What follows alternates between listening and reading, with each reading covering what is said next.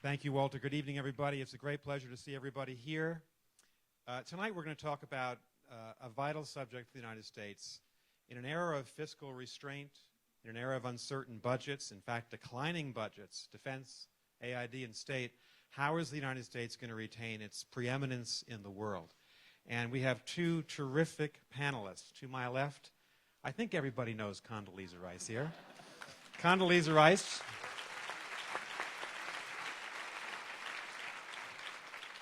As you know, she served with great distinction as our Secretary of State during the George W. Bush administration, before that as National Security Advisor.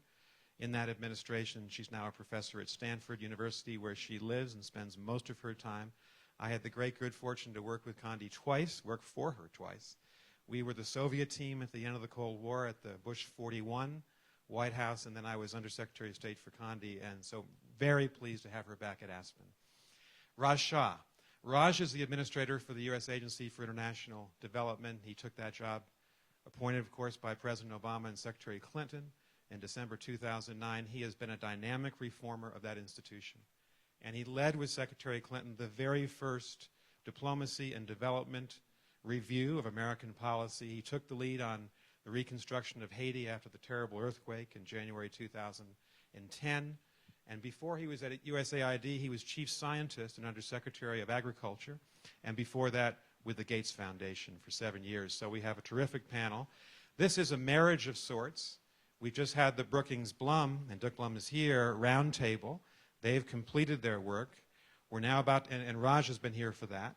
We're now about to start the Aspen Strategy Group this evening, and Condi's a standing member of that group. And I just, in that vein, wanted to pay tribute to two gentlemen seated in the front row. 30 years ago, Brent Scowcroft and Joe Nye had the idea that we really had to focus on foreign policy.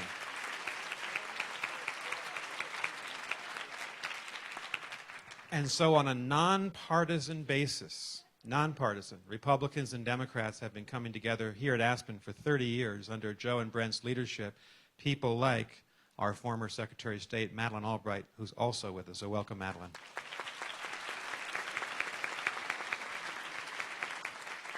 So let's get started. Everyone knows what's happened to us. We're coming out of a decade of war, as President Obama said in his second inaugural. We're dealing with the fiscal consequences of those two wars. We're also coming out of a recession. We're still feeling the effects of that. Sequestration is the order of the day in Washington because the congressional leadership hasn't been able to get together to pass a budget in a normal fashion. And so now we're dealing with furloughs in the Department of Defense and in other government agencies.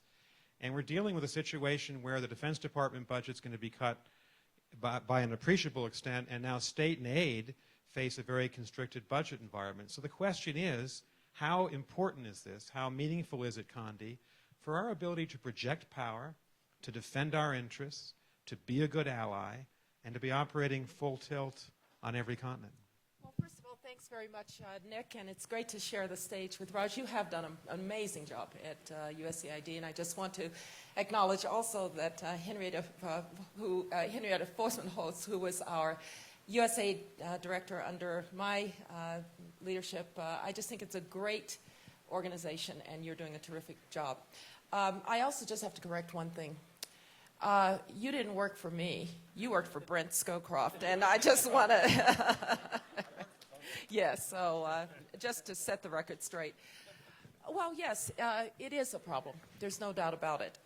I do think we have to acknowledge that we have one other structural element to the budget crisis, because you can't solve a budget problem unless you know the cause. And of course, the growth in entitlements and the need to continue to take down debt is also a tremendous factor. And when I go around the world, it is really the perception of our inability to deal with that is most often raised. People know that if a country loses control of its fiscal health and its fiscal discipline, then pretty soon it's lost control of its destiny. And so we have many structural problems to deal with. And indeed, I think around the world, the perception is that the United States is not capable, in a sense of governance, of dealing with those problems. And so I would start with the perception issue that we have. Secondly, obviously, there is a real problem of resources. The State Department, USAID, have always been starved of resources. We'll talk about this a little bit later, but my colleague Bob Gates at Defense used to say there are more people in military bands than there are in the Foreign Service, which happens to be true.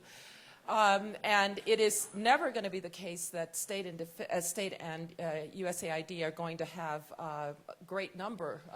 large numbers of resources, but the cutbacks undoubtedly make it more difficult to really deploy people into the field to do the things that we need to do. And since foreign policy is no longer really the business of just dealing with other foreign ministries, sitting in chancelleries and having negotiations. It's what we once called the diplomacy of deeds, the kinds of things that you're doing. I'm sure you'll talk about it later with Power Africa, working on problems of AIDS, working on problems of governance, trying to help failed states to create reasonable governance structures. You really need to be able to deploy Foreign Service officers, USAID officers, and others out into the field. And if you just don't have the numbers to do that, then you have a significant problem. So yes, I think it is costing us. Thank you. Rush. Well, I too am very excited to be here and excited to be here with Secretary Rice, with all of you. And I would just go back and say, you know, development assistance and American foreign assistance really started after World War II. And it took two early forms. One was the Marshall Plan, which of course was one of the historic successes in this business. And the other was early efforts, originally by donating American food, to tackle hunger, which actually started tackling hunger in Europe and then grew into a global and international effort. In that context, ever since World War II, really every administration has accelerated, modernized, updated, and chosen to elevate our investments in development abroad.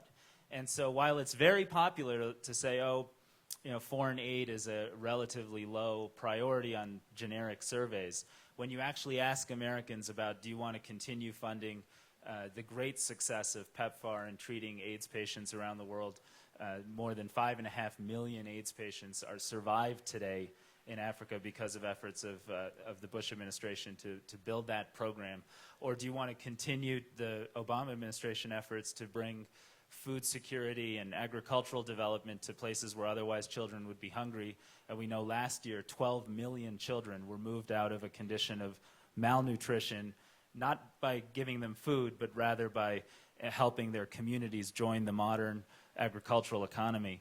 You know, those are the kinds of advances people want to invest in. And so the Obama administration has actually maintained and increased our development commitments every year since being in office. Even last year, during a very difficult budget period, one account, the actual development assistance account, went up by 8% because people know that those are priorities that help keep us safe. And I want to particularly recognize my immediate predecessor, Henrietta Holtzman-Four, who, under Secretary Rice's leadership, created an effort that helped us expand the size of the Foreign Service at both state and aid.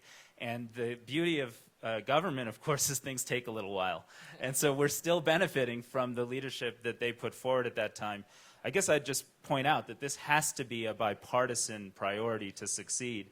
And even in this very, very difficult Washington climate, I'm optimistic that the more people go out and see what we're doing with Syrian refugees, or see the progress even in parts of rural Haiti, or visit parts of Africa where we're now bringing not just energy to communities, but also business opportunity to great American innovators, they see the connections and they want to support this work. Condi, let me ask you about the State Department.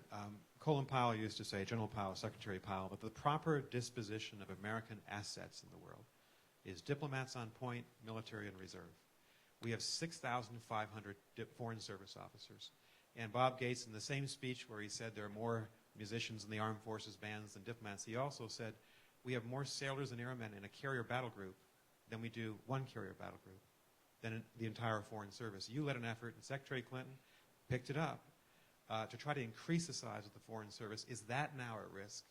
if you have to cut budgets. Well, my hope is that that program, as you said, things take a while in Washington. They also take a while to stop in Washington. That maybe in this case is good news, because one can hope that the momentum from those positions that are already programmed, already appropriated, will actually go through, and we won't see cuts in those people.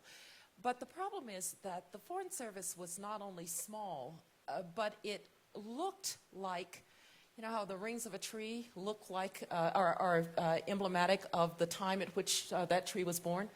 Well, the Foreign Service looked a lot like the rings of a tree, in that there were an awful lot of people in the Foreign Service who were Russianist, Europeanist, not too many people who spoke critical languages like Farsi or Urdu.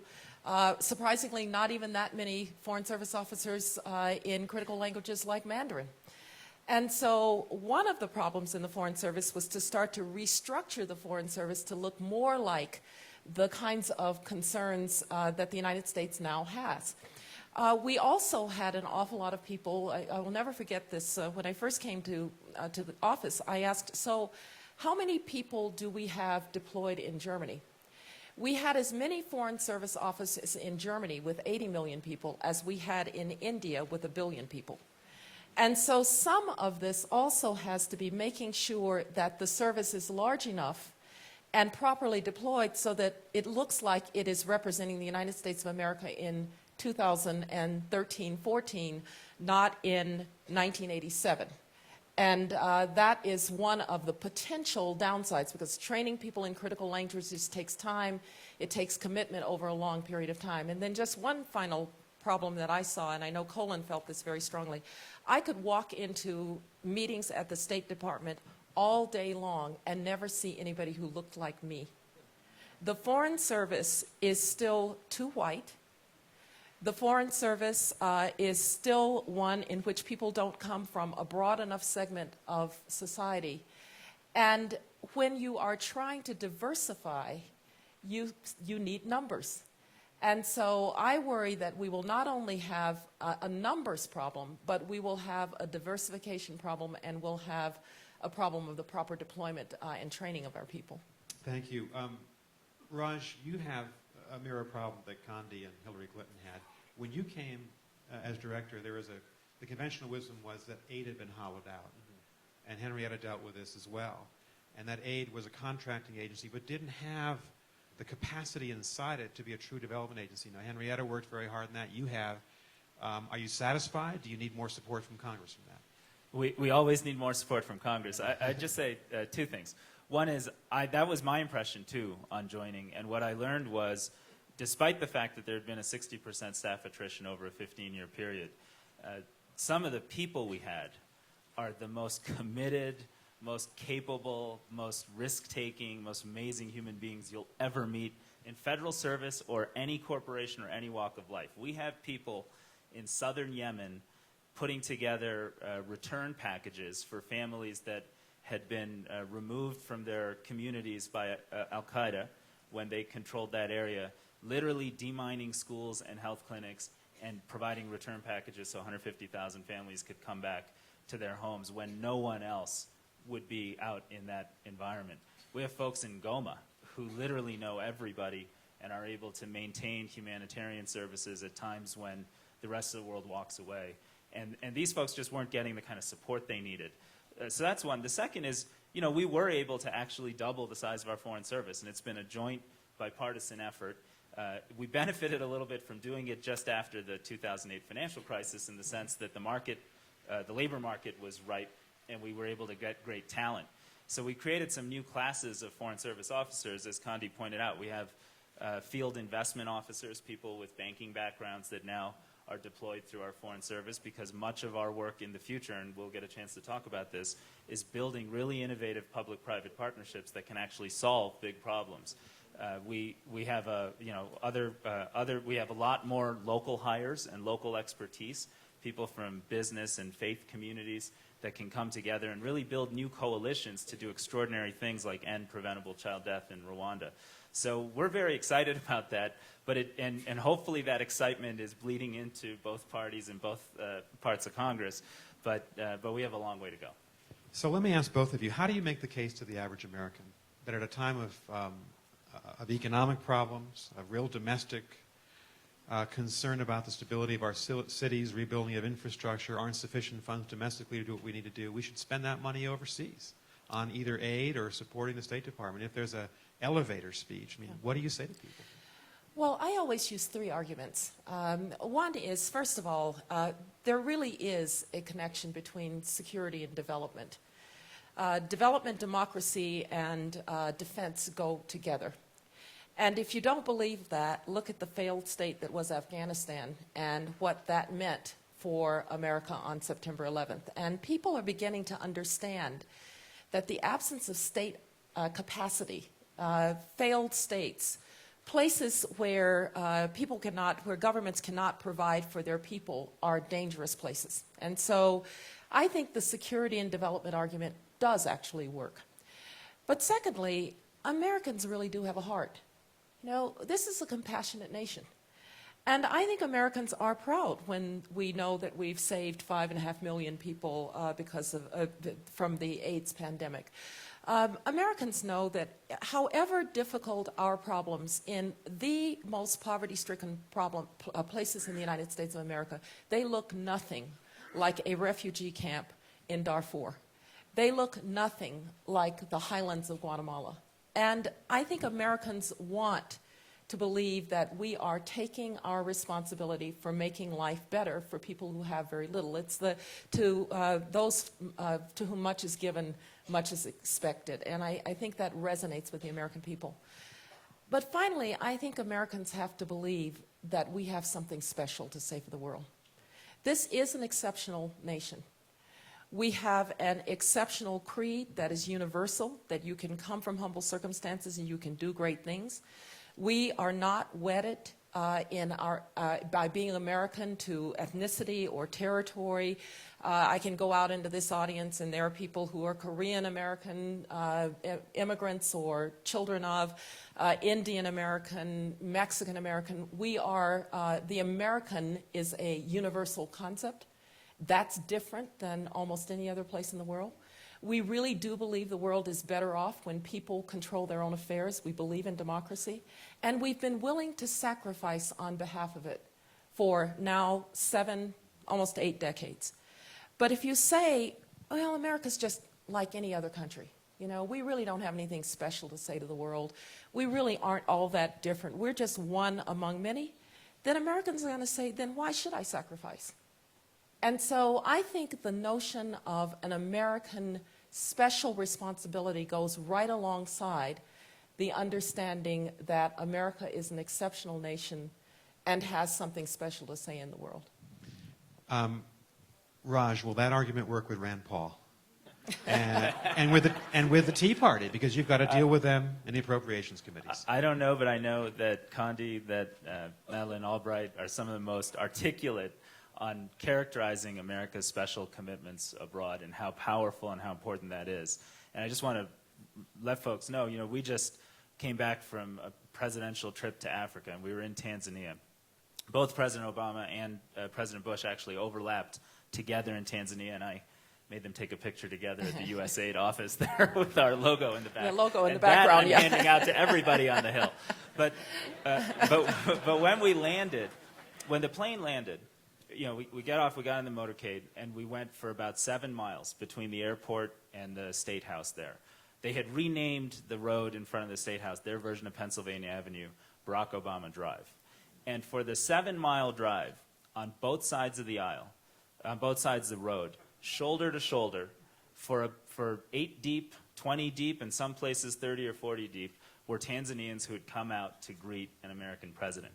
President Xi had been there a few weeks before. You know, President Mandela had been there in the past. The Pope had been there. President Kikwete said he's never seen anything like that. Part of that is an identification, of course, with President Obama. And part of that is a recognition that we lead with our values. People see the benefits of that. We've reduced malaria deaths in Tanzania by 50%, eradicated it from some parts of the country. Hundreds of thousands of people are alive on AIDS treatment in Tanzania because of efforts that we've taken together. We're helping 2 million people move out of poverty and hunger by motivating private investment in Tanzanian agriculture and helping to build with private resources, ports and roads and transport infrastructure. People see that, they value that, and it changes the dynamic. And we are fundamentally safer in a world where that's the way people react to us than in many other parts of the world where they react differently. And I think our responsibility is to make sure that every penny we spend is spent as efficiently and effectively as possible.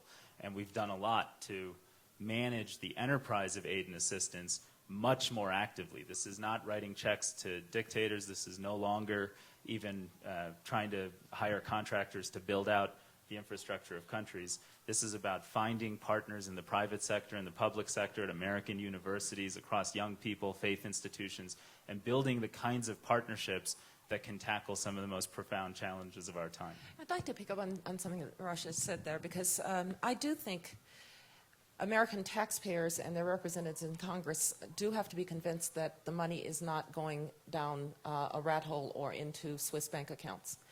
And for too long, the knock on foreign assistance was that you were just supporting authoritarians who were enriching themselves. And there was a lot of truth to that for a long period of time.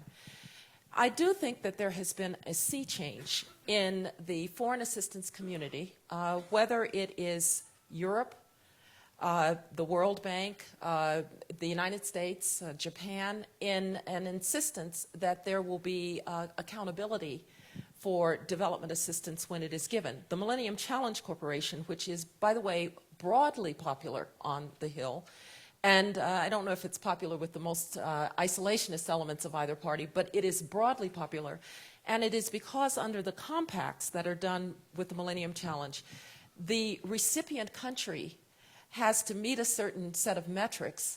It has to invest in its people. It has to invest in education, including girls' education. It has to govern democratically. It has to fight corruption. And if a country is found not to be doing that, the compact is frozen and the money is pulled back.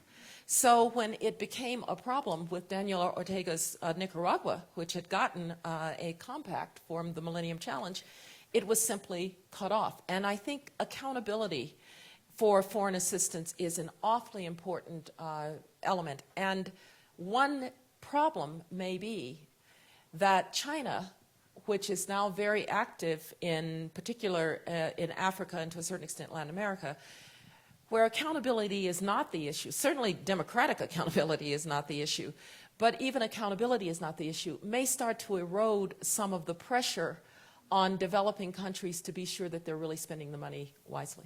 Let's stay with, you mentioned isolationism, Condi. Let's stay with that and let's broaden the discussion a little bit. You gave a speech to the Republican convention last summer, and one of the most powerful points you made, and you spent some time on making this argument, was against isolationism in American foreign policy and in American society in general. And yet you look at our political spectrum, particularly, I must say, in the Republican Party with the Tea Party, including Senator Paul, I see isolationism.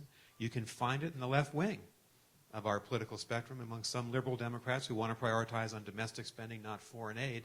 So how important a factor is this in this whole debate about the link between our fiscal health and our ability to be successful in our foreign policy? Look, we've always had isolationist strains in American foreign policy, and it's always been a tug of war. Remember that after World War I, we had the spectacle of an American president proposing a League of Nations that the United States of America would then not join. So we have always had these strains in our foreign policy. They become more severe when there are budget crises because people who are ideologically predisposed to isolationism then have an argument about building at home first. And so we go through these periods when it's a little bit more intense. I just think that the argument that works with the American people is, if not us, then whom? And everyone understands that somebody is going to shape the international system. Some country is going to have a view of how human history ought to unfold. Our view happens to be that the world is better off with free markets and free peoples. Now, if we are not prepared to help shape that vision of a world with free markets and free peoples, by the way, which has made a lot of progress over the last 70 years, just look at Eastern Europe, which we worked on, then who will do it? And the answer is one of two things. Either nobody will do it and then there will be chaos, or somebody who will do it who doesn't share our values. And that can't possibly be good for us. And so I think there is an argument to the broad middle. I'm not going to talk about the people who literally want to put up the barriers, put up the ramparts, shut down foreign assistance, shut down the State Department, and stay home. You can't talk to those folks. But the broad middle, and it's really broad, I think understands. We might differ about what American engagement looks like. We might differ about where we engage and how and when. But that America can't somehow sit on the sidelines seems to me an irrefutable argument. Raj, is this a problem for you in Capitol Hill right now, dealing with these kind of isolationist sentiments pertaining to your budget? Well, I would just say our work is much more popular when it's done in partnership. So let me give you a few examples. We partnered today with the Saddleback Church to reach communities in northern Rwanda that otherwise wouldn't get really any basic health services, and they send missions out. They're not religious purposed missions. They're actually service missions that are designed to reach children and mothers with healthy behavioral information. And in partnership with us, that's making a big reduction in unnecessary child death in that part of the world. It's also beneficial to have leaders from all walks of life partnering in this mission with USAID, and that helps our members of Congress see that there's a strong American commitment in society to this kind of work. We have a great partnership with the Blum Center at the University of California, Berkeley, where they're literally students inventing new ways to do something called parallel vote tabulation.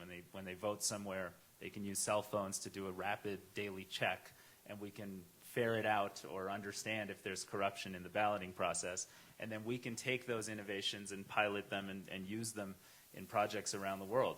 When people see that, American graduate students are committing themselves both to be computer engineers and to apply that engineering capacity to create solutions to this, and this is actually part of how we build a whole cadre of young Americans committed to science and technology and engineering and math, then there's more support for the work as well. So I do think we have to change and continue to evolve the way we do this work in a manner that broadens the tent. But there's no question in my mind that whether it's faith communities, students, large corporations, young entrepreneurs, there's a tremendous energy in this country that we can tap into and connect to this mission. And over time, I believe that will really help transform the level of engagement we're able to provide abroad.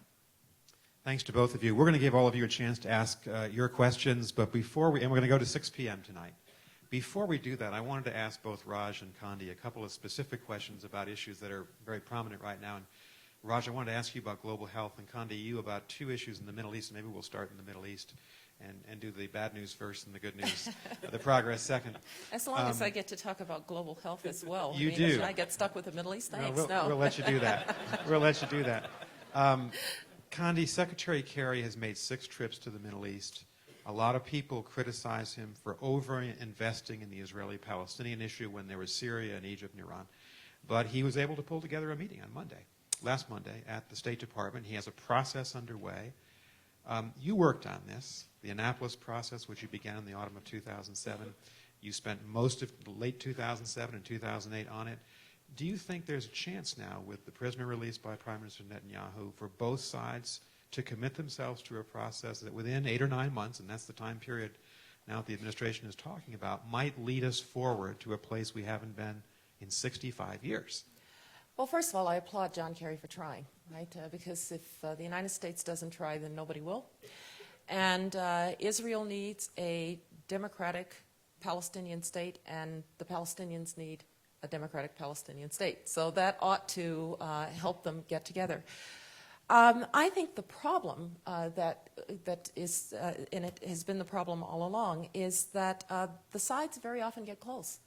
Ehud Olmert offered a solution that I don't know if you will ever see it again, including a solution for Jerusalem. In 2008. In 2008. And I remember saying to Abbas at the time, President Abbas at the time, you may never get another Israeli prime minister to say effectively he will divide Jerusalem.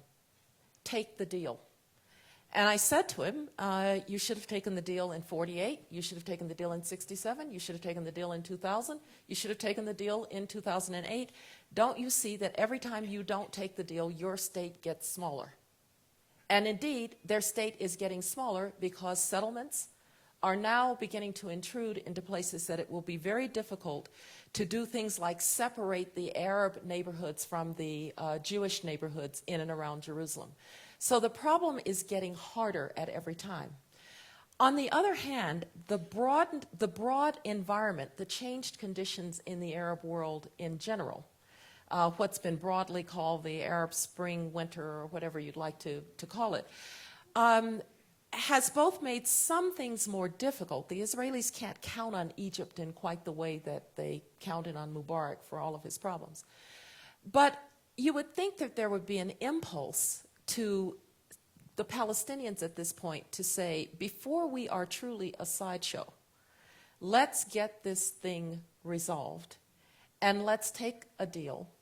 And to the Israelis to say, we need some pillars of stability in this Middle East that's shifting so rapidly. So maybe the incentive structure, maybe the interest calculations of the sides have changed somewhat. I think Secretary Kerry's going about it in a very wise way. I think it's important to think about the economic development of the West Bank. Walter, I know, is working again with Secretary Kerry. We put together the U.S.-Palestinian Partnership, which was an effort to really bring economic development and stability to the West Bank, which then became a way not to look like Gaza, which Hamas controlled. And so a lot of the things that I think Secretary Kerry is doing are very wise. In the final analysis, it will be, the question is, will the two sides, and here I would say particularly the Palestinians, recognize that it's time to take a deal? Because the demographics on both sides, both the growth of the ultra-Orthodox population in Israel and the growth of the more radical population in the Palestinian territories, means that there are very few people who are younger than I am who believe in a Palestinian two-state solution. So time's wasting, and that, more than anything, is the reason I think John Kerry was wise to try. Good. Nick, could I build on that? Because Please do. We're both going to get a chance to talk about global health, and I hope you start with Condi. But I just want to say, for decades, and Secretary Albright might speak to this too at some point, but for decades, people in development and humanitarian work sort of thought of the work as disassociated from the critical stability and peace challenges of our time. And I actually think the opposite is now true.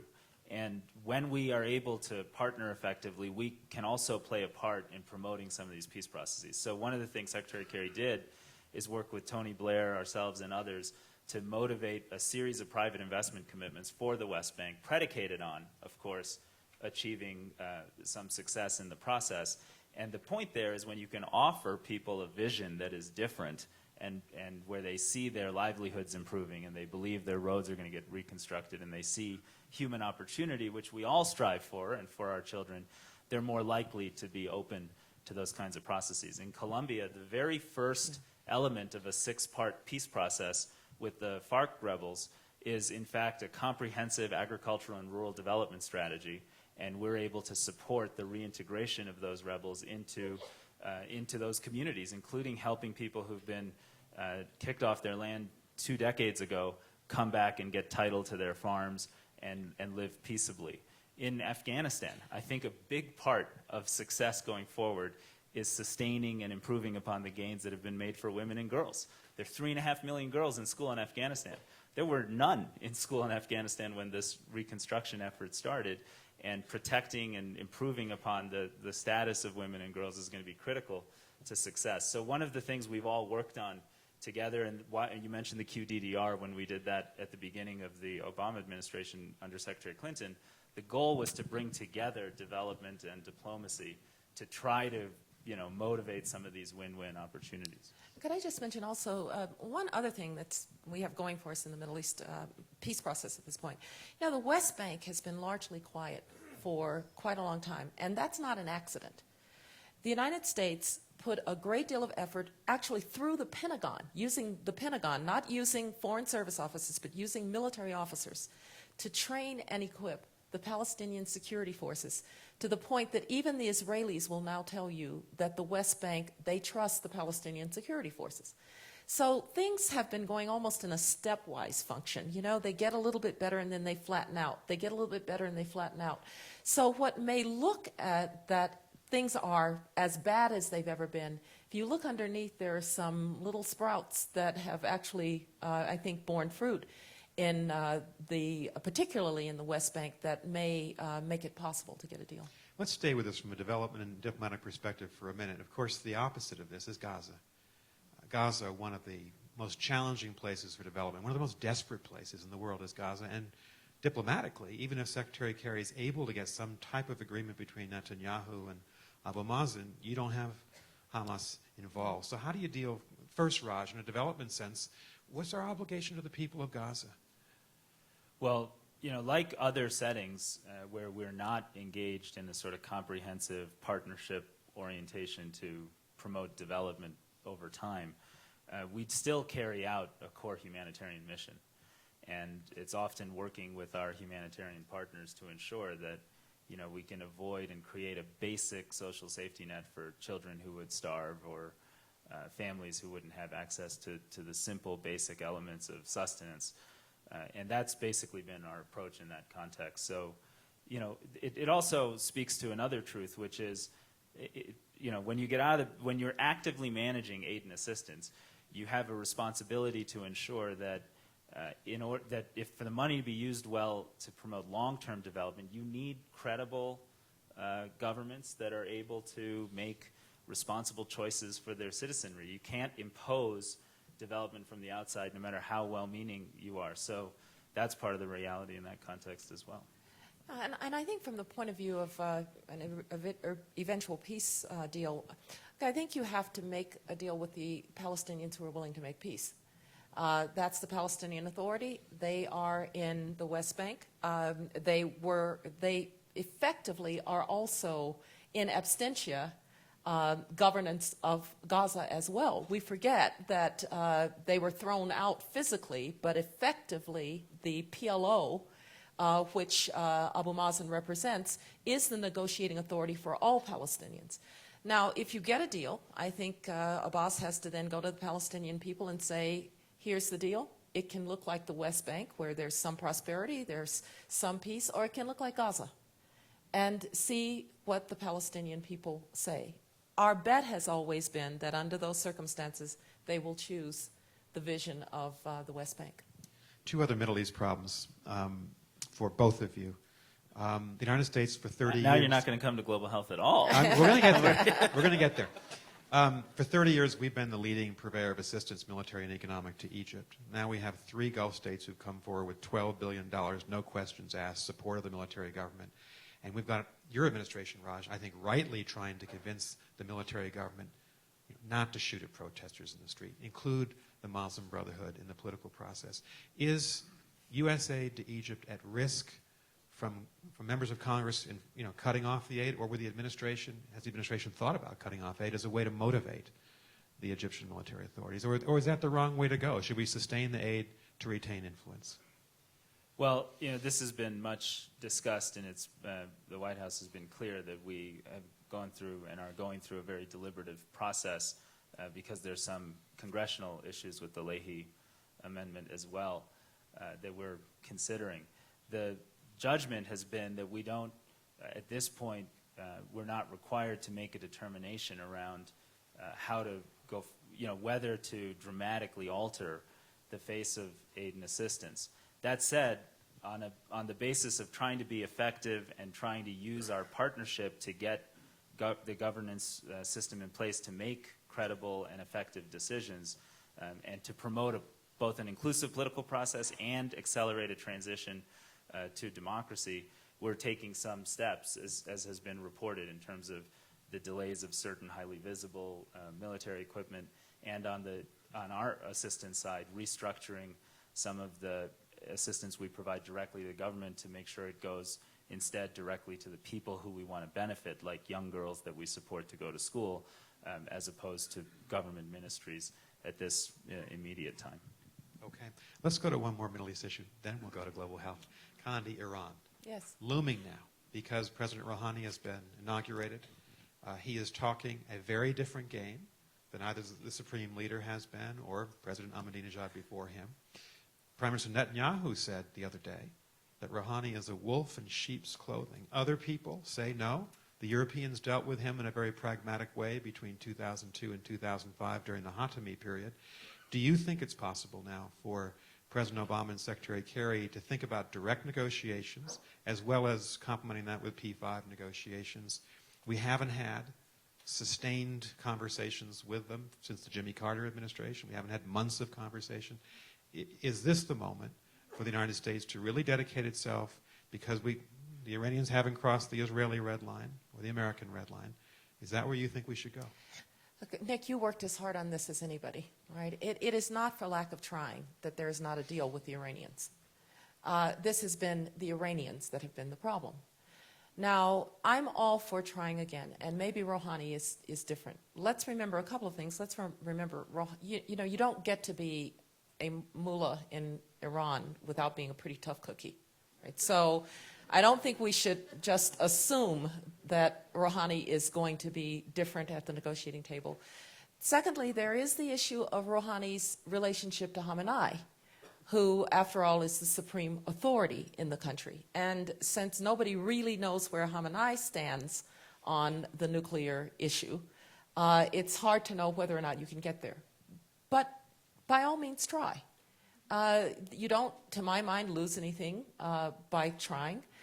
I would continue to try within the P5 context, P5+1 context, because the reason that we developed the P5+1 was so that the Iranians could not play off the United States against the Europeans for a better deal. And it is still always never a good idea to go to the table with your adversary without your eyes wide open. And so I would keep it in the P5+1 context. I would do what I think has been on the table for some time, which is that if that's working, the United States is always willing to talk directly with the Iranians. Indeed, Bill Burns has been willing to do that, the Deputy Secretary of State. So by all means try, but I would be careful not to sprint to a new arrangement on the hope that Rouhani is going to be different. One thing, if Rouhani is different, then keeping some of the pressure on may actually strengthen him internally. If it all of a sudden looks like it's just a wide open field, then I'm not so sure that he's in a position to deliver. So by all means try, but you know, be careful. Okay, so President Obama, like President Bush, has imposed tough sanctions on Iran. Like President Bush, President Obama has threatened the use of force should Iran approach the American red line, which is acquisition of a nuclear weapon, not the Israeli red line. If we go into negotiations, whether it's the P5, and Javier Solana is with us tonight, and David Miliband and Nigel Sheinwald, they're all part of that process when they're in government. Should we retain the sanctions, keep them on, and retain the threat of force at the same time? Absolutely. You don't negotiate.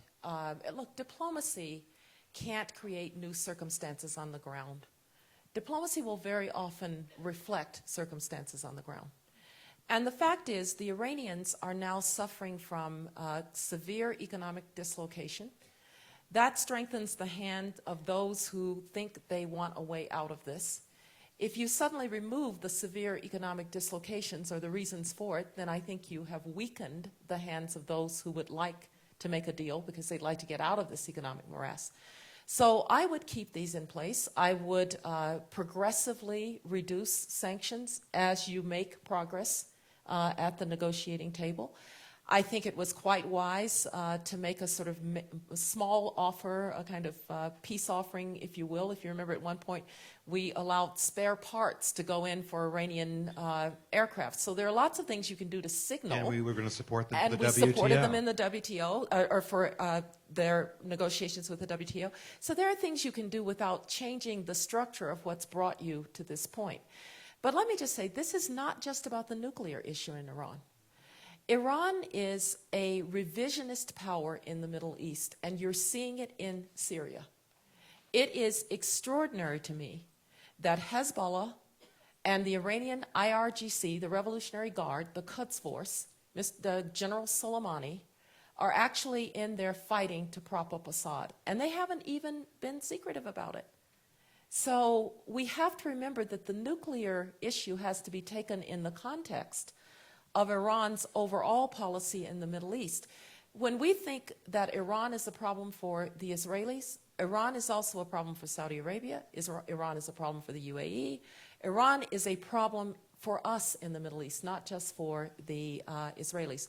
We tried very hard. We changed the policy to allow the U.S. to be at the table with the Iranians. I was disappointed that they were never able to actually take the many offers that we made. Maybe now they will. But I would be careful in deconstructing the framework of sanctions that has brought us, I think, to this point. And the threat of force. And the threat of force. Yeah. Raj, thank you, Condi. Raj, on to global health. Been very little bipartisanship in Washington the last 10 years, but President Bush and President Obama have both put their shoulder behind significant U.S. government funding for malaria, HIV/AIDS, for polio, and we've seen, and Henrietta worked on this too, incredible efforts in public-private partnerships. You were part of the Gates Foundation. This is one of the signature achievements of Bill and Melinda Gates. Tell us about that effort over 2 administrations. How hopeful are you, particularly on polio, which is now, I think, 3 countries in the world where it's not eradicated? Well, thank you. I'll just say I hope everyone leaves this tent tonight excited about the prospect that in as little as 15 to 20 years we can end preventable child death, virtually end the practice of mothers dying in childbirth, and eradicate both polio in the next few years and a host of other diseases in that time frame. And doing so would really fundamentally change the demographic structure of many, many parts of the world in a way that would promote stability and growth, smaller, lower birth rates and smaller family sizes where people invest more in their children because they believe they're going to survive and be successful. The reason we're at this point, in 1990, 20 million children around the world died under the age of 5. Last year it was 6.9 million. And the reason we're at this point, no one should take this for granted but be mistaken about it. The reason we're here is because America has chosen to lead on this issue. And that leadership has come from President Clinton, it has come from President Bush in strong form, and it has continued strongly with President Obama. With each of those presidents, when everybody's saying, oh, foreign aid is unpopular, let's make budget cuts, has been accelerating dramatically the overall investment in global health. And American innovators and scientists working with partners all around the world have created the tools and technologies that can enable that to happen. So I'm hugely optimistic. I think this will be one of the most profound legacies America leaves in many parts of the world. And the one thing everyone should also know is that we save those lives at what you would consider the best possible value for money that you can imagine. A simple bed nest that can cost $5 or $6 gets distributed to millions of children so they can sleep under it, and fewer people die of malaria. So many fewer in Africa that there are entire hospitals that used to be overcrowded with people sleeping on the floor and actually getting treatment in tents outside of the hospital that now have capacity to provide other kinds of services. AIDS, which used to be a death sentence in much of the world outside of this country, is now a manageable chronic disease. And we're in the midst right now of, just in a couple of years, we'll reach every pregnant woman on the planet with HIV/AIDS and provide that woman not just antiretroviral therapy that will prevent the transmission of AIDS from the mother to the child, but we will also reach her with basic nutrition. We'll reach her with text messages on her mobile phone, and yes, every one of them has a mobile phone that will tell them, when and how to manage their pregnancy. In some cases, in Bangladesh, for example, we send them vouchers on an SMS basis on their phone so they can get a taxi or a minibus to take them to a clinic so they can give birth in an assisted environment. And we'll make sure that every woman giving birth is giving birth with a skilled provider at her side. Not a doctor, not even a nurse, just a skilled provider with some really cheap new tools, technologies, a bag mask so that the children can survive. And it's a story that's unfolding that deserves a lot more attention. And I'll tell you, people say all the time, they're like, oh, well, why is the story not publicized? Go to any part of rural Kenya. Go to any part of rural Afghanistan. Sit down and ask any woman you meet, what is one thing that you've noticed about America in the last decade? And while the newspapers will talk about counterterrorism activities, those women will tell you that their children are surviving today because America was there. And I think it's a profound basis to build upon in the future.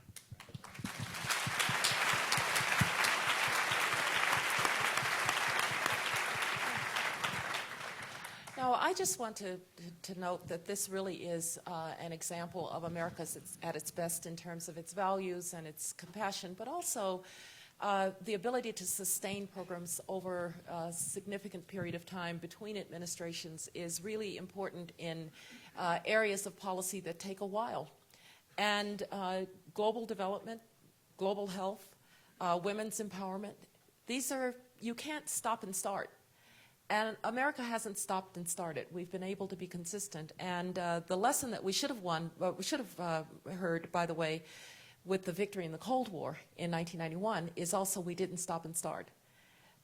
For the entire period, essentially from 1945-46 until 1991, across administrations, with differences here and there and variation in the policy emphasis, but consistency, we were able to actually defeat, and I will use the word defeat, a country with 30,000 nuclear weapons, 5 million men under arms, astride half the continent of Europe and many other places. And the way we did it was with consistency. So when I'm asked how do we deal with this chaotic environment now and the fact that everything is changing so radically, we're going to have to find some principles, we're going to have to find some stakes in the ground, and then we're going to have to be consistent across administrations, across parties, and we're going to have to stay with it for quite a while. These problems don't solve themselves quickly or immediately. And in our snapshot world, what's the president done for security today? It's sometimes hard to remember that. Thank you. We've got 35 minutes, and I want to give the audience 30 of those minutes. I want to ask you both in 5 minutes one last question. Condi, we have a mutual friend, Richard Haass, who's written an interesting new book, Foreign Policy Begins at Home. The essential thesis is the topic of tonight. There's a link between our domestic health, our economic strength, and our ability to project power. So a question I wanted to ask both of you is, what do you worry about? And Condi, you're out of government. Raj, you're right in the government right now. What do you worry most about in our ability to be successful around the world? You know, it builds on what Condi just said. I worry that people confuse the noise of Washington day to day and week to week for a lack of willpower and commitment, creativity, and a sense of moral leadership in the American people that is persistent and committed and seeks these opportunities to demonstrate that America is an idea that people can be inspired by all across the world. And, you know, to that end, I just note that the most successful efforts, like global health, attract members of Congress from both sides of the aisle who come together, you know, in prayer or in policy review to comment on and support on these efforts. And probably the one thing I've learned in my job is how much of my job is really about nurturing those political coalitions, reaching out to both sides of the aisle.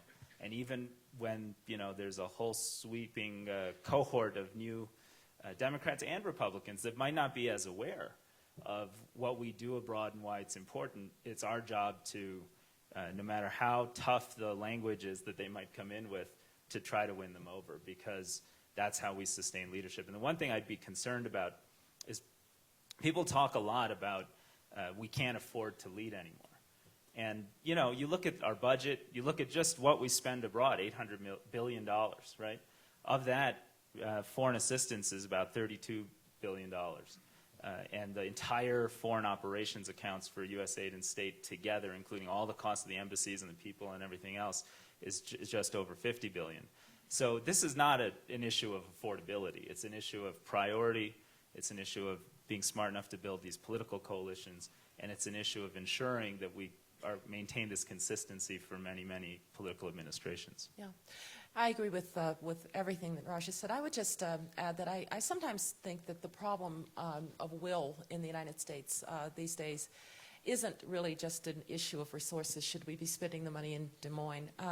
I sense in America a kind of anxiety about whether or not the kind of core of who we are is coming apart. And that if the core of who we are is coming apart, then our optimism and our confidence to lead and to believe that we have something special to say to the world starts to erode. And I think that who we are is very special. I said it before. It's not that we share religion or nationality or our ethnicity. What we share is a common creed. It doesn't matter where you came from, it matters where you're going. Now, that's allowed the United States to mobilize human potential from around the world better than any country ever in the history of humankind. Because people believed it, they came here from every corner of the earth, people who wanted to make $5, not 50 cents from poor countries, and people who came from advanced countries to lead the knowledge-based revolution, people like Sergey Brin, whose parents brought him here at 7 years old from Russia, and he founds Google. Immigration has been the life's blood and the strength of the United States of America. And I don't know when immigrants became the enemy, but we better get that right.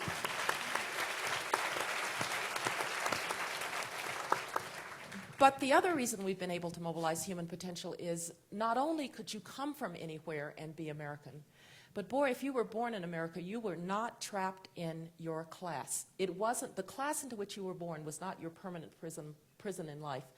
And that was because you were able to access, wherever you came from along the spectrum, a high-quality education.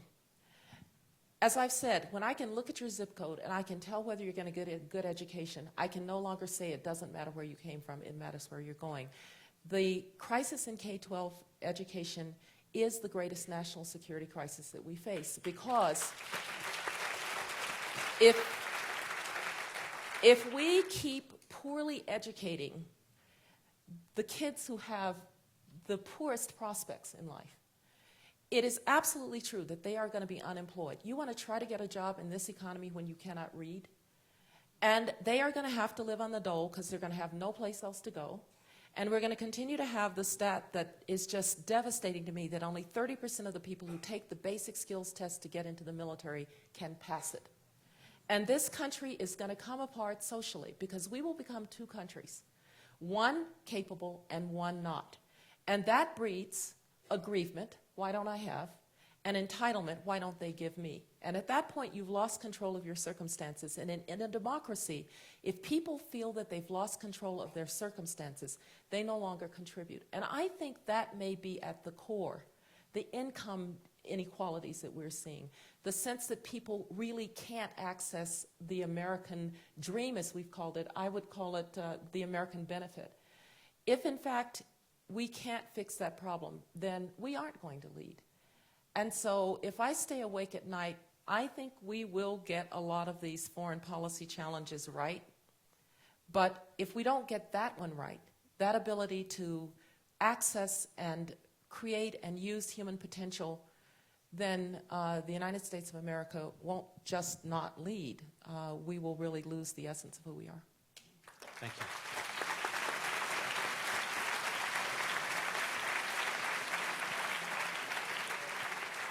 Okay, over to you. We're going to have people who have mics available to you. We have mics on both aisles. You don't need to stand in the aisles. I'm happy to entertain questions from anyone right here, members of the strategy group. 3 requests. Please let us know your name. Please keep your question short. Please attach a question mark to the end of the question. So, yes, sir. We have a gentleman right here in the 3rd row with your hand up.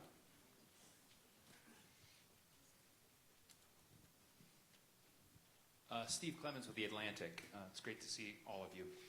Lindsey Graham on CNN said that he and John McCain were going to Egypt and had 2 big purposes. One is to show that losers in political contests aren't thrown in jail and show that to the generals over there. And secondly, that wanted to say to the Muslim Brotherhood that they needed to get out of the streets and back to the voting booths. And my question is that not, in a way, an unintended disingenuous comment, because the Muslim Brotherhood, the youth bulge that we talk a lot about in the Middle East, has watched someone that they elected get knocked out, get toppled. And so do you worry about the radicalization of this if we acquiesce to the coup in Egypt? Yeah. Look, Egypt is an extraordinarily difficult situation. I mean, Madeline will remember that sometimes there are just things on your desk that you don't want to get up in the morning and go and face them. If I were Secretary Kerry, this would be one. Because there are now no really good answers for Egypt. The fact is, if we'd been able to get Mubarak to reform, maybe we wouldn't be here, but we are where we are. I think the only course is to try to get the military to, as quickly as possible, put in place a transition to civilian leadership, and I mean a real transition. That will take some time, because one of the problems right now is that the opposition forces, the democratic opposition forces, are not very well organized. There's a reason the Brotherhood ran away with the elections. The Islamists have been the best organized in the Middle East for decades now. And so get a transition in place as quickly as possible. The other thing is, I think you've put your finger on something very important. Look, I don't have anything for the Muslim Brotherhood to do. I think they took power and tried to subvert democracy to keep it. Full stop. But if the Muslim Brotherhood, particularly maybe some portion of it that really thought they were contesting for political power, if they go underground and don't access the political process in some way, Egypt will not be stable. And so you've got to find some way for the political process to include some elements of Islamist. And that, by the way, is true across the Middle East, because you can't say, as much as we would like, just because we don't like what you stand for, you can't participate in the political process. So I think there are really three very urgent tasks. One is to get the military not to use force. Secondly, to get the military to organize as quickly as possible a transitional process, give the Democrats a little time to get organized, but organize the process. And third, try to find some elements of the Islamists who are prepared to participate in the political process. Steve, thank you for that question. And Raj, is there a fourth? If the Egyptian government is going to survive and maybe even over a generation trend toward the democratic rule, what do we do in the meantime to help prop up an ailing economy? Yeah. Well, you know, it is, I think that's a great question, but I take issue with the idea that we should prop up an ailing economy. Like, they get, and appropriately, support from regional partners, and you alluded to it earlier. One of the things we can do to be most supportive is to create a path forward where Egypt can get an IMF package as part of a commitment to some real policy reforms. The structure of their economy and their budget really just doesn't work over time, with such a huge percentage of it going to both military and fuel subsidies and food subsidies. And then they need to move to an economy that's going to be more open to private investment and need to change the structure of those basic underlying subsidies, which are all part of getting an IMF deal. So hopefully they'll use this moment in time to recognize that maybe this is precisely the time to make some politically tough choices and go forward with a set of messages to the international community by doing an IMF agreement that says we're open for business over the long term and we're trying to build a structure of an economy that can be competitive over the long term. Thank you. Thanks to both of you. Other questions? Comments? Yes. Right here. Just please wait for the mic if you wouldn't mind. It's going to come right here in the third row. We'll come back. This woman right in the center. Yep.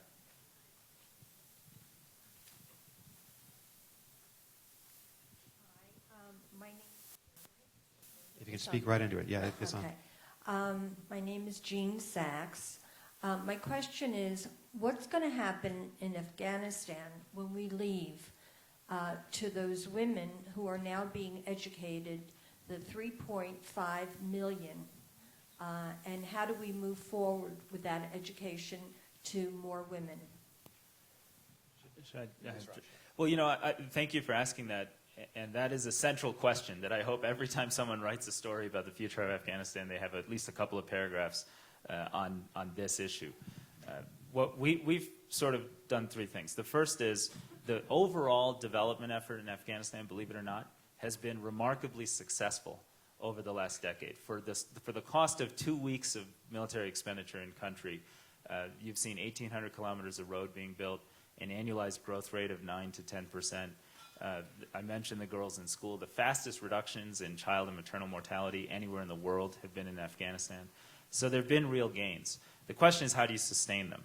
And what we tried to do was pull together the international community last year in Tokyo and motivate the international partners to provide $16 billion of long-term assistance for the social sector and the government and the development of a more competitive economy in Afghanistan, but under a couple of conditions. And we call this the Tokyo Mutual Accountability Framework. And the conditions are they protect the rights of women and girls and the gains for women and girls. They make credible efforts to fight corruption. And of course, we could get into how that's made real. That they continue to increase. They've had a 340% increase in domestic revenue collection, mostly from customs activities, that they continue to transparently increase revenue collection so they have internal sources of revenue that can be spent, and that they take efforts to motivate in private investment. And we're going to continue to make our investments conditional on those types of efforts. And I believe that's one of the ways, in addition to just constant diplomatic engagement and pressure, to make sure that every one of Afghanistan's potential leaders see that protecting the gains for women are key to success. If I could just add, I think if there are indeed peace negotiations, that's the danger point.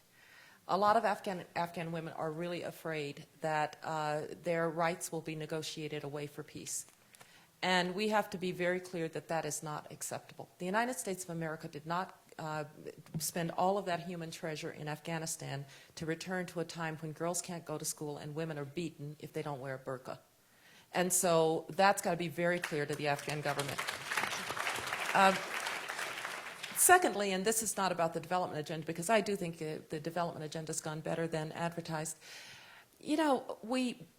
Sometimes our rhetoric makes it sound as if we're so anxious to leave, when actually we're not going to leave. And if we could stop talking so much about when we are going to leave, because I can sometimes see the Taliban with their little calendars sort of, read off the days that we're no longer going to be there. We're going to probably have significant, if not military forces, certainly not combat forces, but training forces, sustaining forces for the Afghan army. We're going to have a significant diplomatic presence. I hope we're going to have counterterrorism activities with the Afghans. And so instead of saying we are winding down our presence and we are leaving, we can say that we are transitioning to a different kind of support for the Afghan people. Because if we don't stop talking about leaving, maybe the Taliban is marking, but so are a lot of those women who are terrified that when we turn out the lights, a lot of really bad things are going to happen. Okay. We have a question right here in the front row. Michael Jamtowski, one of the leaders of the Democratic Revolution in Czechoslovakia, great friend, and is one of the founders of Aspen Prague. Michael. Thank you very much, Nick. I very much appreciated the remarks, but there's been one place that's not been mentioned. Maybe it's not very important, but it's still the largest country in the world, and it's a nuclear power, namely Russia. And things have not been going all that well. Last year, the USAID has been rather unceremoniously booted out of Russia. And so my question to both the Secretary and you is, how do we make sure that we stay engaged with Russia and that we try to influence the processes there so that the Russian perspective of issues, of international issues, is more compatible with ours? Yeah. Condi, have you ever spent any time thinking about Russia? I've spent a little bit of time dealing with the president of Russia as well. I would make, and you know how this worked on the ground in Czechoslovakia. There are a lot of people in Russia who just don't resonate with Vladimir Putin's Russia. They are young. There's an urban elite. They buy their furniture at IKEA and spoil their kids at Toys R Us. They're in my business school classes at Stanford. Some of you have worked with them in American and European law firms and banks. They don't like the Russia that they see. And the question is there any way to keep them encouraged? Because one of the sad things that's happening is when I talk to those young people that say are in my business school classes, they're trying every way not to go back. And so Russia, which already has a demographic nightmare on its hands, is having a drain of people. You know, Dmitry Medvedev was trying to build the, quote, Silicon Valley at Skolkovo. And he said to me once, we have the best software engineers and the best mathematicians in the world. We should be leading the knowledge-based revolution. And I wanted to say, yes, you have the best software engineers and the best mathematicians, and they're all working in Palo Alto and Tel Aviv, right? And so somehow, the problem is, I think our engagement needs to be with that Russia, with the future of Russia, which one day the political circumstances will change and those people will be the future of Russia. Now, what about the current government in Russia?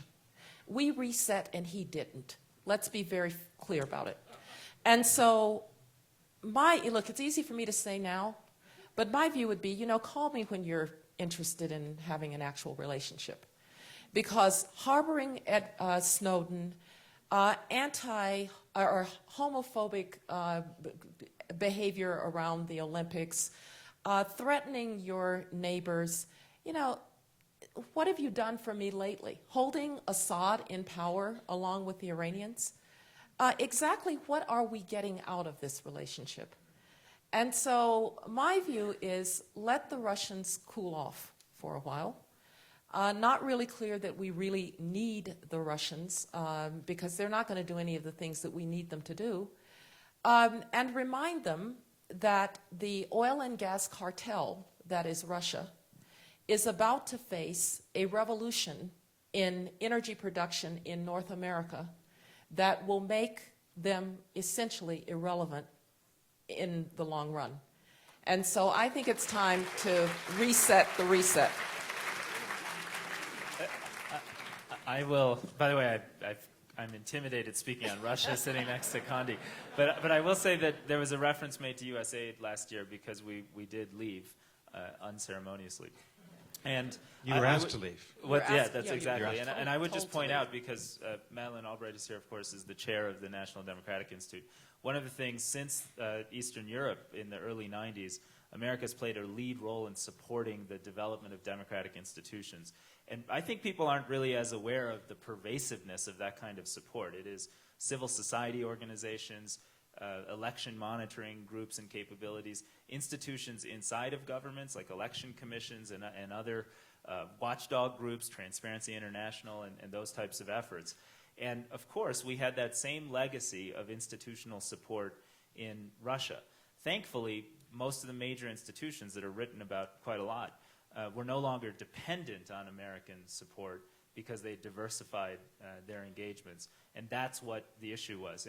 And at the end of the day, President Obama was very clear that America will continue to provide support for democratic institutions everywhere we work, and that's just a part of who we are and how we represent ourselves.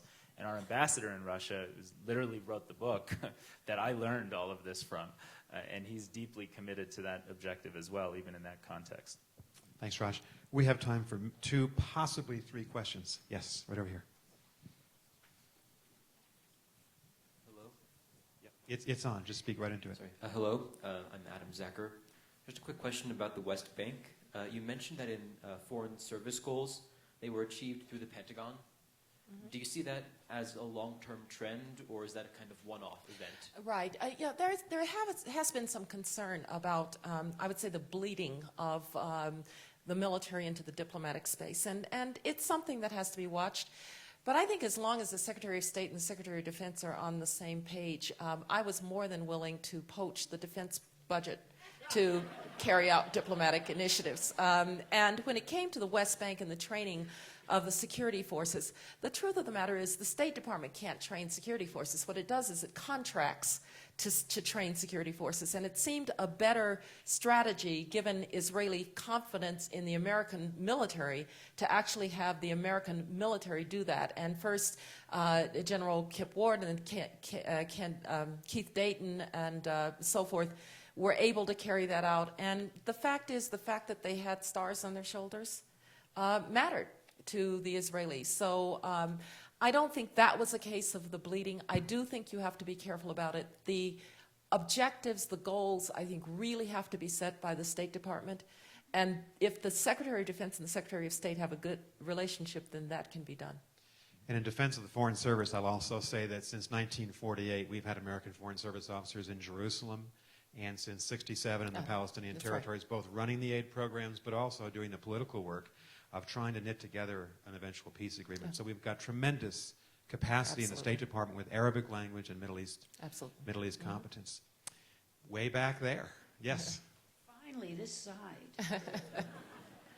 I have two quick, simple questions, and I've taught in schools and all that. But anyway, whatever happened to Head Start? Has that fallen apart? And why don't we copy countries like Israel, where they might have 20 children in a kibbutz-type place with 2 great teachers and maybe some other young helpers, put the alphabet all over, put the numbers all over, and the mothers are allowed to go out and work and earn money, where there's a nurturing environment where the children can learn early on and feel good about themselves. That's one question. The second question is, what happened to the Peace Corps, where I knew people that graduated from school, and in order to get into Harvard, Yale, or whatever, they took 2 years and donated their time to the Peace Corps. One, under Bush, Julia Chang Block became the ambassador to Kathmandu. I think she worked under Baker. She and her husband had no money, but they had brains, and they were in the Peace Corps for 2 years. What happened to that program? Okay. Raj. And why Thank isn't you. it... Great questions. Thank you very much. Let me start with the Peace Corps because I think it's easier. The Peace Corps is alive and well and, in fact, thriving. One of the things we've done, according, like the model of working hand in glove with the military where that's appropriate, is making sure that we coordinate our assistance with the Peace Corps. So when we launched this effort we call Feed the Future, which was designed to reach tens of millions of small-scale farm households around the world with improved agricultural technology and practices so they could grow enough food to commercialize their business and start the process of rural development, move their kids out of hunger and poverty. One of the first things we did was signed on a whole host of Peace Corps volunteers in the 19 countries that we were launching this program and say, you're going to be Feed the Future Peace Corps volunteers. They're out in rural communities. They live in the communities where these programs take place. They talk to and get to know the beneficiaries, and they're both the source of incoming data on how the programs are run and key implementers to make it happen. And I think that model's worked in malaria, it's working in food and hunger, it's worked in HIV/AIDS. And the Peace Corps, by the way, has also become a more technical organization with medical doctors and engineers and water scientists and climate scientists all joining to do work that's really technically ground as well. Yeah, the Peace Corps is alive and well. Head Start is also, I think there are questions about the efficacy of Head Start, and some very important studies are going on. I think everybody understands learning early is important. Precisely how you provide that service is, I think, something that is being examined. Let me just say one thing about young people, though. One of the most hopeful things about being a university professor is that you come back after 10 years or so. I was in government for 8 years. You come back, and this is the most public-minded generation of college students I've ever seen. They want to do something that is bigger than themselves. Not only are they going into the Peace Corps, not only are they going into military service, they're going to Teach for America in droves. Do you know that Teach for America is more competitive than almost anything else? It's more competitive, way more competitive than going to an investment bank. And so these young people are showing the way, and it goes to something Raj said a little bit earlier.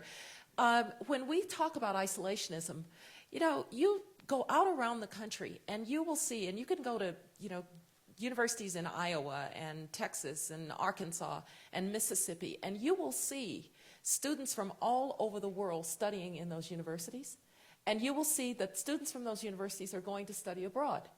So maybe what we sometimes think of isolationism is breaking down at a very elemental level in the United States, because my students are so anxious to go and be in Rwanda for a year or serve in Nicaragua for a year, and I think that's one of the most hopeful things about our young people. Thank you. Time for one last question. Aspen Strategy Group member Jane Harmon. Right here, right in the front row. Thank you. Thank you, Nick. I agree with 99.9% of what was said. However, here is the dilemma. I think polling throughout the Middle East shows our popularity, U.S. popularity, is at an all-time low in almost every country and not rising. I think that is because we do a very bad job of messaging what we are trying to achieve across the region and maybe in other places in the world. Our narrative seems to be missing. Our actions may be worthy, but they're not reaching the kid in the boonies of Yemen who's trying to decide whether to strap on a suicide vest or build one of these advanced bombs with help from Assyria. What could we do to message what we believe in and what we're trying to do better? Well, thank you, Jane. Look, I've been struggling with this question for 3.5 years now, so if anyone has ideas or wants to volunteer effort, we would take them on board. But I've come to a few conclusions. The first is, when we're good at messaging, it's driven less, frankly, by messaging and more by kind of the reality of what we're doing seeping in large scale. So we used to do a lot of messaging in Pakistan that never moved the needle. Then we launched a literacy campaign. And the idea was to help every Pakistani girl learn how to read, and Pakistani kid learn how to read in support of a larger education program we were doing in thousands of schools around the country.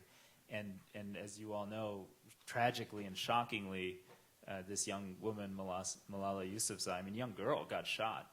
And we saw the way Pakistanis, and in the polls that people take, there was a quick and rapid appreciation that when they thought of girls' education, they thought of the United States and USAID because they'd been seeing this larger campaign that had been ongoing. But the purpose of the campaign is to help kids learn to read. It's not to have a communication strategy that somehow will drive polls.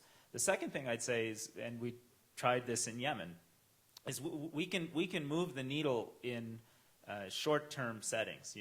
This effort I described in Abyan, which is the southern state, in that area there was a clear appreciation that American humanitarian support had provided essential services to people returning to their communities after AQIM had been moved out of this state. And it showed for a very short amount of time, and then it went away. And I don't think when the larger narrative is driven and is naturally going to be seen as driven by larger political and military engagements, that it's a fair or reasonable expectation that our humanitarian support will somehow trump what people see on the papers with respect to military engagements and counterterrorist activities. And I think that's just a reality we face. It doesn't mean we shouldn't do what we do on the values and the moral leadership side.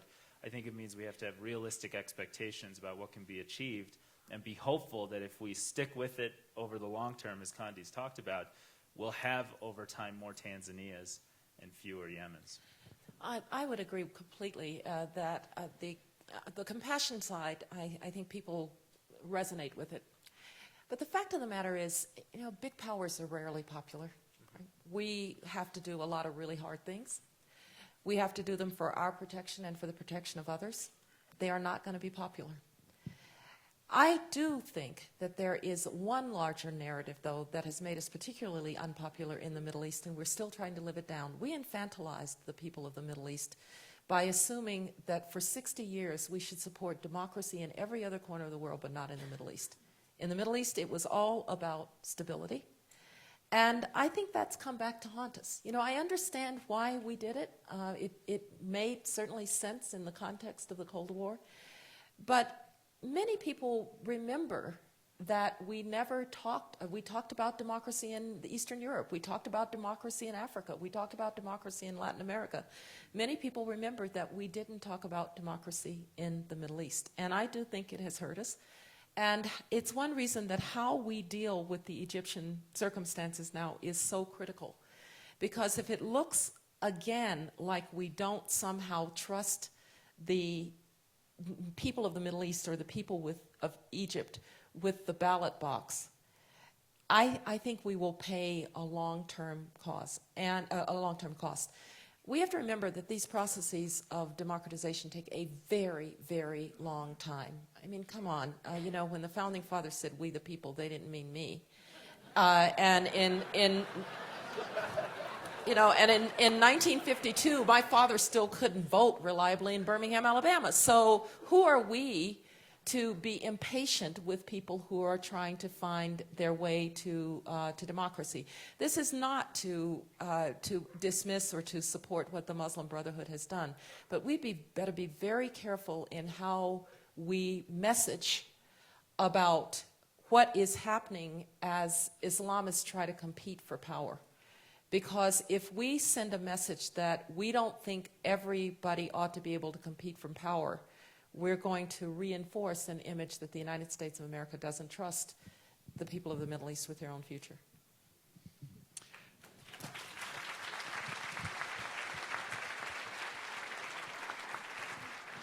We have come to the end of this conversation. Regretfully, I want to thank Walter Isaacson for giving us this platform. And Condoleezza Rice, Raj Shah, thank you very much.